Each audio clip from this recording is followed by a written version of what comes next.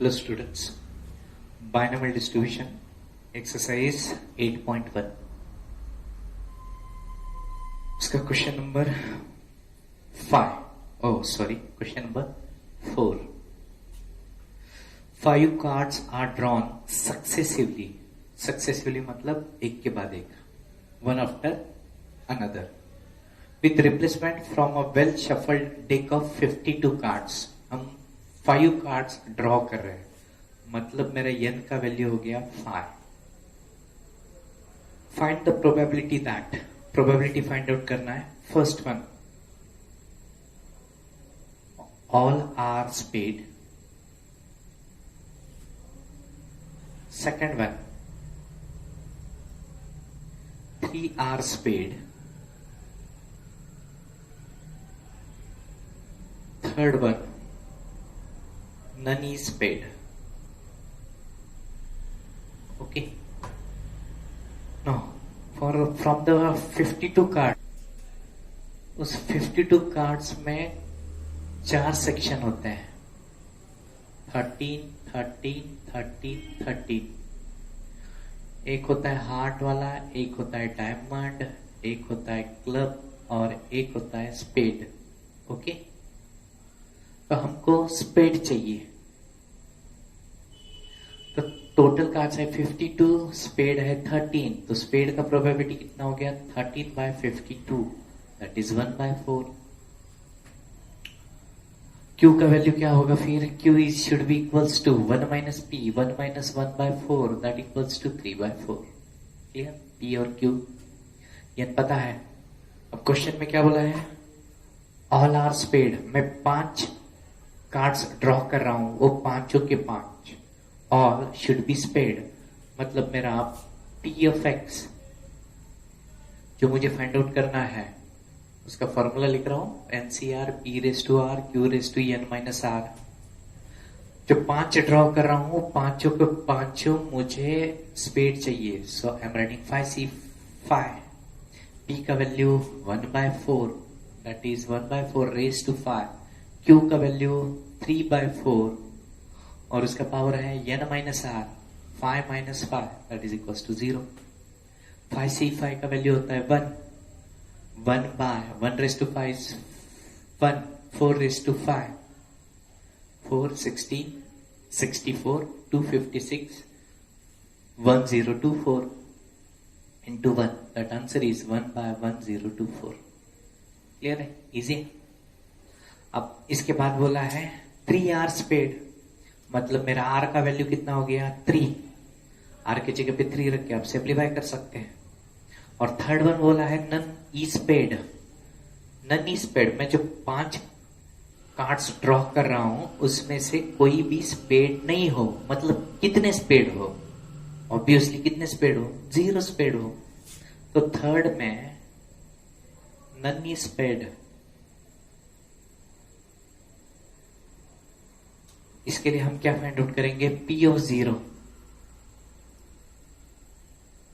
N is 5, 5C0, 1/4 raised to 0, 3/4 raised to 5 minus 0 is 5. 5C0 का value 1, 3/4, 3 raised to 5 by 4 raised to 5. 4 raised to 5 is 1025. और 3 raised to 5, 3, 9, 27, 81, 243. This is the required answer. Are you getting? The probability that bulb produced by a factory will fuse after 150 days of use is 0.05. मैं P consider कर रहा हूं. इसका मतलब होता है bulb हमारा 150 दिन का उसका लाइफ है, उसकी प्रोबेबिलिटी. तो 150 दिन के बाद फ्यूज होगा, मतलब शॉर्ट हो जाएगा. तो इसको मैं रैशनल फॉर्म में we can write it as 5/100, that is 1/20. Q का वैल्यू कितना होगा? 1 minus P, 1 minus 1/20, that is 19/20. Okay, find the probability that out of 5 bulbs, मतलब n का वैल्यू कितना हो गया? 5. क्वेश्चन में क्या बोला है? एक नन दिया है, second one not more than 1। Third one बोला है मोर देन 1, और लास्ट वन इसमें बोला है at least 1। Okay, at least 1 will fuse after 150 days, मतलब 150 डेज के बाद बल्ब हमारा क्या होने वाला है, शॉर्ट होने वाला है। तो फर्स्ट वन में बोला है नन विल बी फ्यूज, मतलब कोई भी फ्यूज नहीं होगा, मतलब कितने फ्यूज होने वाले हैं, 0। P of x NCR P raised to R Q raised to n minus R, none will fuse मतलब 0 फ्यूज होने वाला है। n कितना है 5, R कितना होगा हमारा 0, P पता है 1/20 raised to 0, 19/20 raised to 5 minus 0 that is 5। 5C0 का वैल्यू 1, पावर 0 है 1, मतलब मेरा आंसर है 19 raised to 5/20 raised to 5। First one answer clear है। सेकंड वन में क्या बोला है, नॉट मोर देन 1, 1 से ज्यादा डिफेक्टिव नहीं हो, मतलब क्या हो, सभी अच्छे हो या ज्यादा से ज्यादा 1 डिफेक्टिव हो। तो मुझे इस सेकंड केस में क्या फाइंड आउट करना है, P of 0 plus P of 1। Are you getting this one, not more than 1, 1 से ज्यादा नहीं, 1 से कम 0 है, चलेगा। थर्ड वन का ऑप्शन लेते समय मोर देन 1, 1 से ज्यादा डिफेक्टिव हो, मैं 5 बल्ब सेलेक्ट कर रहा हूं तो 1 डिफेक्टिव चलेगा, 2 चलेगा, 3 चलेगा, 4 चलेगा, 5 चलेगा। ओके, अब इतना कैलकुलेशन कैसे करें, कल हमने देखा था प्रोबेबिलिटी डिस्ट्रीब्यूशन में सभी पॉसिबिलिटी वैल्यूज के एडिशन कितना होते हैं 1। तो यहां पे मैंने एक को छोड़ा है, किसको, P of 0। तो P of 0 to P of 5 सबका एडिशन कितना होना चाहिए 1। तो मैं इसको और में ऐसे लिख सकता हूं, वो 1 minus P of 0। P of 0 की वैल्यू हमने कैलकुलेट की है, ये यहां पे रख के हम सिंप्लीफाई कर सकते हैं। सिंप्लीफाई मतलब डेसिमल फॉर्म में नहीं निकालना है, इसको एज इट इज यहां पे रख दिया तो भी आंसर आ गया। ओके,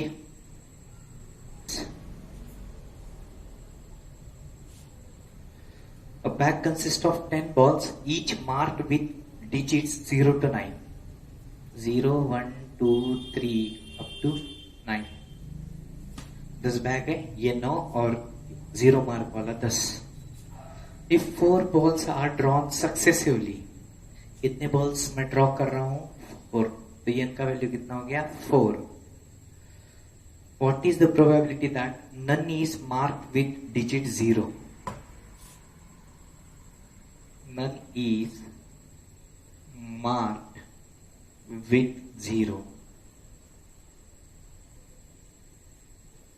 मुझे ऐसे बैग सेलेक्ट करना है, जो मैं 4 बैग सेलेक्ट कर रहा हूं वो 4 0 से मार्क नहीं होना चाहिए, मतलब 0 को छोड़ के होना चाहिए। तो हम इसको कंसिडर करते हैं लेट 0 मार्क वाले बैग की मैं प्रोबेबिलिटी देता हूं P। 0 मार्क वाले मेरे पास सिर्फ एक ही बैग है आउट ऑफ 10 बैग, तो P का वैल्यू हो गया 1/10। Q का वैल्यू कितना होगा, 10 में से 1 गया, इट्स 9/10। ओके, अब मुझे P of x find out करना है, NCR P raised to R Q raised to n minus R, n पता है 4C।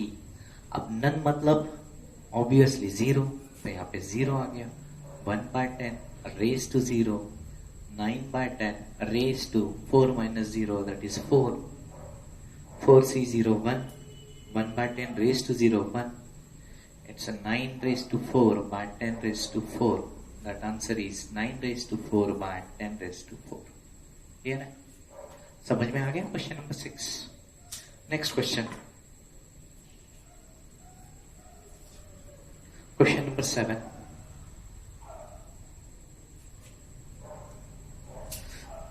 On a multiple choice examination with three possible answers of each of the 5 question, MCQ वाला exam है, 5 question की बंचे set है। एक question के लिए 3 option है। 3 ऑप्शन है तो एक आंसर राइट होगा, तो 3 में से एक आंसर राइट होगा, तो P मेरा 1/3, तो Q कितना होना चाहिए? It should be 2/3। आगे क्या बोल रहे हैं? What is the probability that candidate would get 4 or more correct answer? 4 or more, 4 answer चाहिए और मोर का मतलब कितने? मेरे क्वेश्चंस कितने? 5, तो मैं ज्यादा से ज्यादा आंसर कितने दे पाऊंगा? 5। तो मेरा ये आंसर फाइंड आउट करना है, P of 4 plus P of 5। कैसे लें? NCR 5C4 1/3 raised to 4 2/3 raised to 1। 1 मतलब 5 minus 4 1।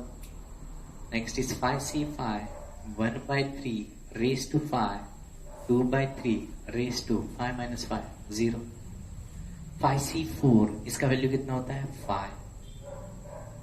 मैं इसको लिखता हूं 1/3 raised to 4 2/3 raised to 1 या 2/3 प्लस 5C5 का value 1 1 raised to 5 is 5 3 raised to 5 into 1 3 raised to 4 into 3, that is 3 raised to 5। Denominator same है, न्यूमरेटर 5 1 जा 5 2 जा 10 10 plus 1 11 11/3 raised to 5। चलो नेक्स्ट देखें।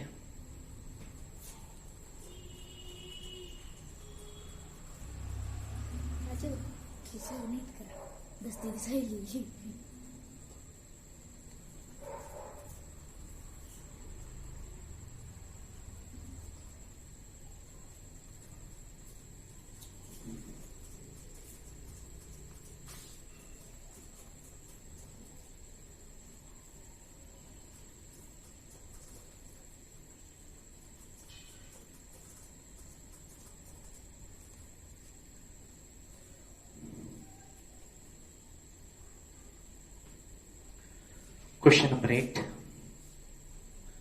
सिर्फ यहां पे हम इक्वेशन फ्रेम अप करूंगा। Question number 8, a person buys a lottery ticket in 50 lotteries।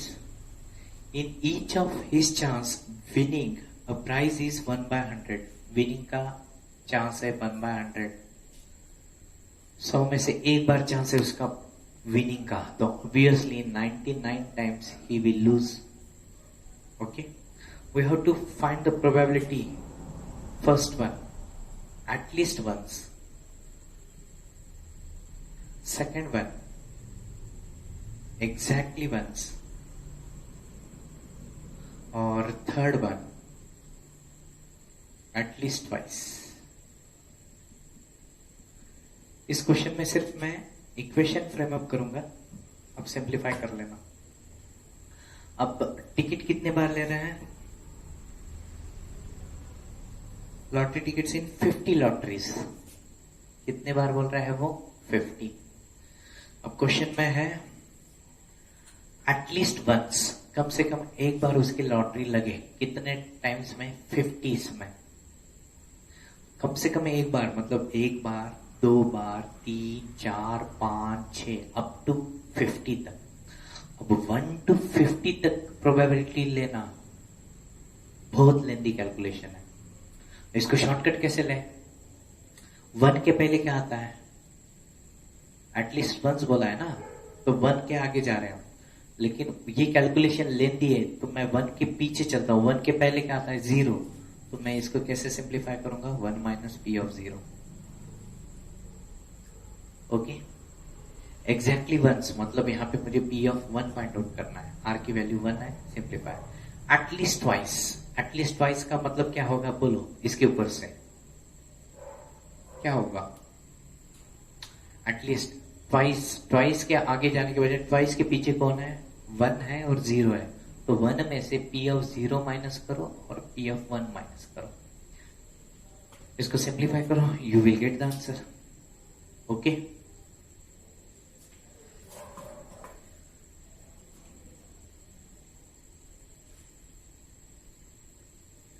Question number 9, या आप होमवर्क में ले लो। क्वेश्चन होमवर्क में करो। Question number 10, find the probability of throwing at most 2 sixes, at most 2 sixes in 6 throws of a single die. 6 throws of a single die.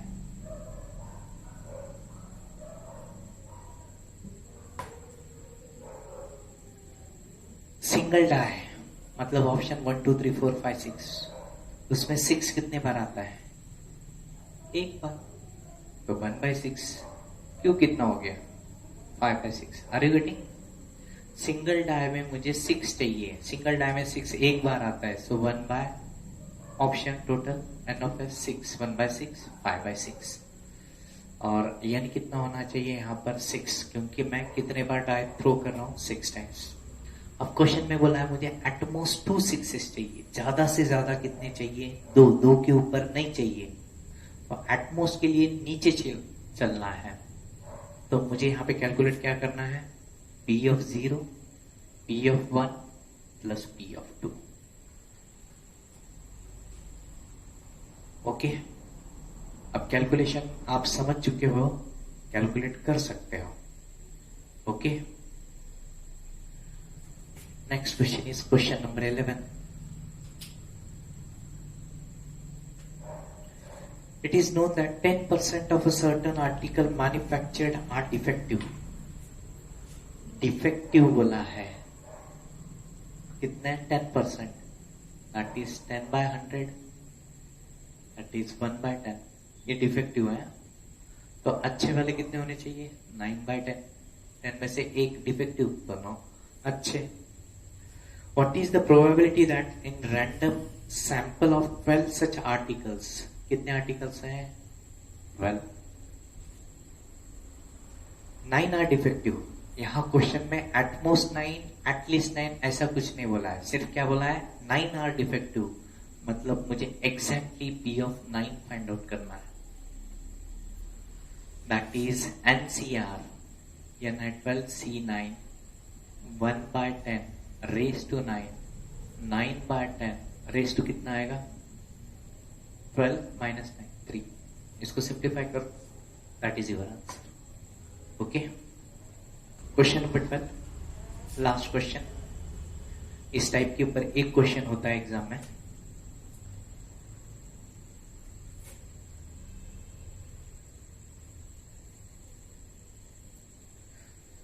We have given n is equals to 10, p is equals to 0.4। Question में बोला है e of x find out करो और variance of x।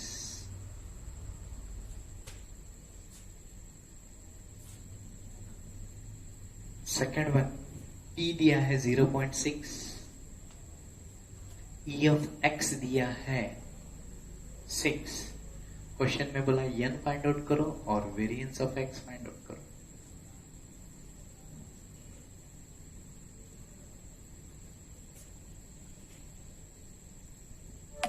Third one में n 25 दिया है, variance of x, sorry e of x दिया है 10, p फाइंड आउट करना है और स्टैंडर्ड डिविएशन फाइंड आउट करना है। इजी क्वेश्चन है। e ऑफ x इसका फॉर्मूला है np और वेरिएंस ऑफ x का फॉर्मूला है npq। n और p पता है, n कितना है 10, p कितना है 0.4, तो आंसर कितना आ जाएगा 4। अब यहाँ पे मुझे npq चाहिए, n है 10, p कितना है 0.4, q कितना होगा? q कैसे फाइंड आउट करता है? 1 में से इसको माइनस करना है, 1 - 0.4 that is 0.6, 4 into 0.6, 4 6 are 24, that answer is 2.4।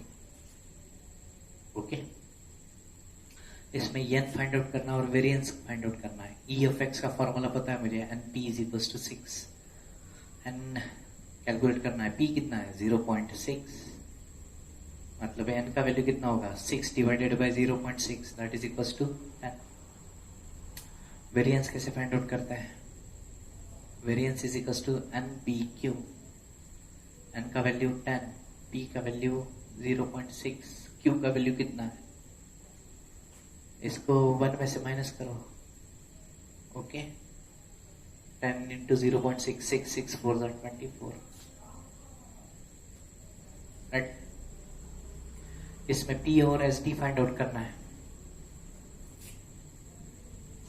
E of X मतलब एन पी का वैल्यू कितना है 10, एन कितना है 25, तो पी कितना होगा 10/25, 5 2 सा 5 5 सा, पी 2/5 है, तो क्यू कितना होना चाहिए 5 - 2, इट्स 3/5। पी पता चल गया, क्यू पता चल गया, एस डी फाइंड आउट करना है। एस डी मतलब क्या होता है? स्टैंडर्ड डिवीजन मतलब अंडर रूट ऑफ वेरिएंस।